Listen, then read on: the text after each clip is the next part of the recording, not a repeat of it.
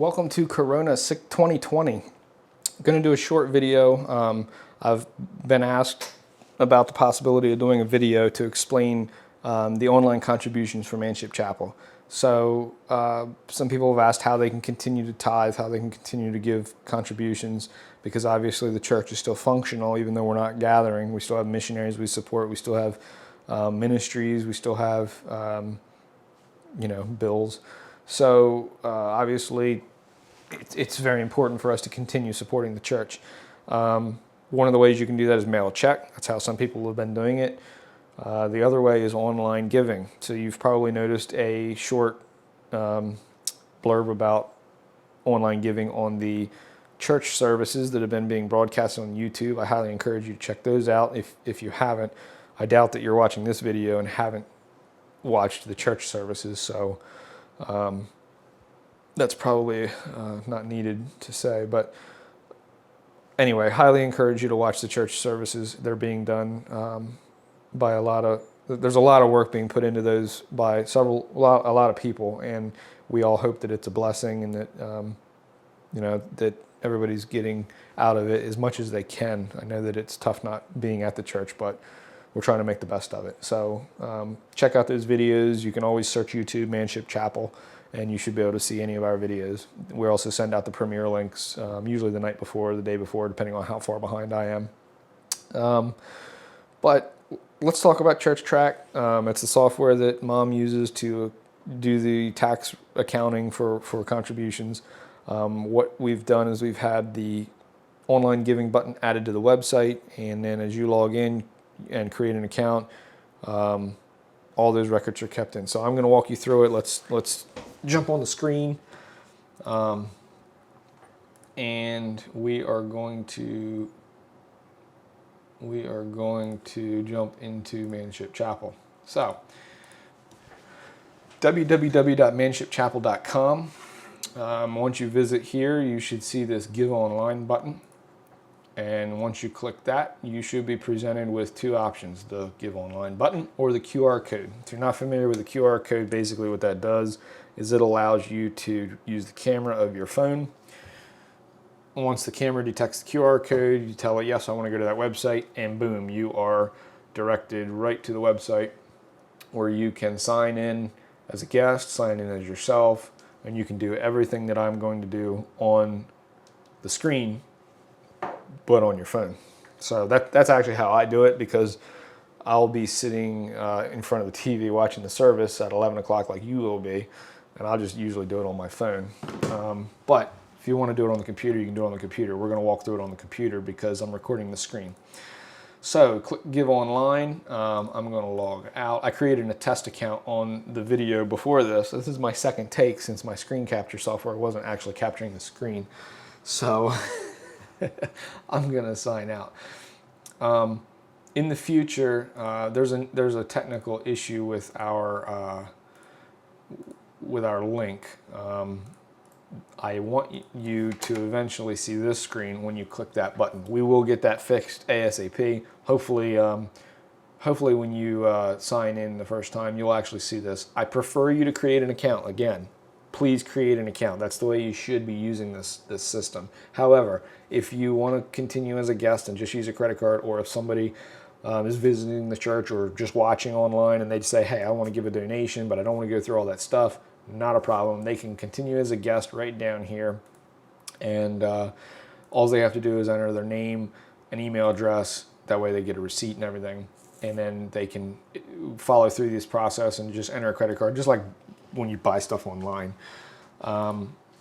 The purpose of this video, however, is for me to show you how to create an account. So we're going to click up here, create an account.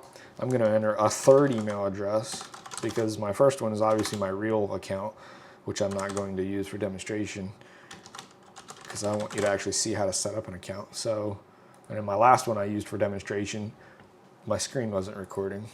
So I'm going to tell it I'm not a robot. I'm going to go through here, enter my information.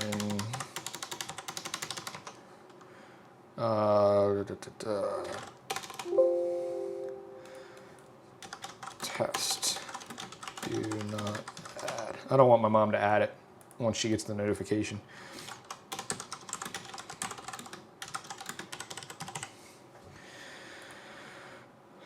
All right, so what this says is that they just sent me a passcode to verify my actual account. This is just the account within ChurchTrac. And I did it wrong. Somebody else got an account. Let's do this over. That wasn't my email address. I don't use this one very often, if you can't tell. Not a robot.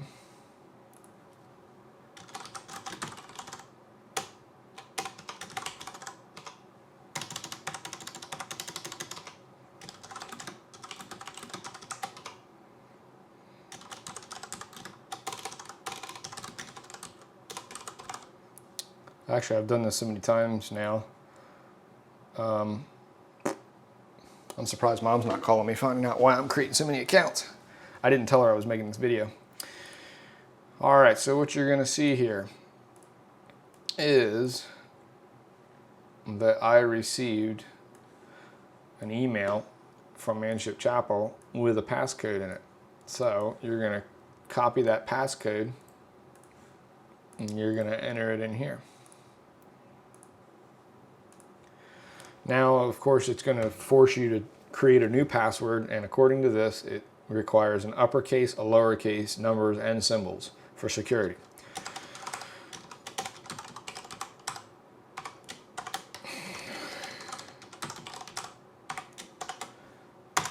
Then you're going to sign in. Passcode has been changed. Now, here's the part where Mom has to approve your account. So she'll get a notification saying that Andrew Cooper is trying to create an account. She'll be like, okay, I know Andrew Cooper, so I'm going to approve him, and I'm going to link him to this account that I already have in our records. That way, my previous transactions at the church are linked to me online. Everything is one, and I'll be able to see all my transaction history. She's the only one that can do that, so for the purpose of this video, my account isn't approved. But I can still show you how to link a checking account. So on the left-hand side of the screen, that's going to be your toolbar. Once you're approved, you'll see more things over here like transactions, things like that. But right now I'm just using the online giving tab. Credit cards, the first one that comes up. We will get to the checking. We prefer you use checks, and I'll show you why. Let's say it's like 3.5%, I think. So let's say we're going to do a $100 donation as a test. I'm going to enter test as my memo, but look here at my cost to run this card. So if I donate $100 and I don't check this box, Manship Chapel is going to be charged $3.30 to cover the fee of processing the credit card. Now, it's your choice whether you cover that fee for the church or not. If you don't, that's fine. But that $3.30 is the processing fee to run the card. So Manship Chapel will pay that. If you check the box, you're going to get charged $103.30, and Manship Chapel will get the whole $100. So just be aware of that. That's the cost of running credit cards. That's why I'm going to show you how to link a checking account, and we would prefer everybody use checks, online withdrawals, because it's cheaper for everybody. It's cheaper for you. It's cheaper for the church. It's actually cheaper than mailing in a check. So let's not do that. We are going to go to the ACH checking tab, and now you'll see that there's two methods to verify your account. So 2 steps to this whole process. You have to create an online account with ChurchTrac. We've done that. Mom has to link the accounts, but I've created the account. It just needs approved by Mom. And then step 2 is to link my checking account. And the way that we're going to do that, you'll see there's 2 options on here: verify now using Plaid or Plaid, whatever that is. We don't do that. Don't use that. You're going to click verify manually using micro deposits. And what this is going to do is we're going to put in our name, the name of our account, the routing and the account number. Don't mess that up. Make sure you get your routing and account number correct. And then once you submit, ChurchTrac is going to make 2 microtransactions into your account. And they're going to do this so that you have to verify the amount of the transactions and report that to them. That way they know that you own that account. Once the money has been deposited in your account, probably the next business day or the day after, you should be able to log into your checking account, view the amount, and then you're going to there's either going to be a link in your email address. I can't remember which. I believe there's a link in your email address to come back and verify. Even if there's not, you can log back into ChurchTrac, and there'll be a spot where you can verify your checking account. You're going to tell them, okay, the first transaction was 97 cents and the second transaction was 76 cents. Whatever they were, you're going to tell them what those 2 transactions were, and they're going to say, yep, that's what it was. You own that checking account. Now your checking account is linked to your ChurchTrac account, and you're going to be able to make online contributions using your checking account.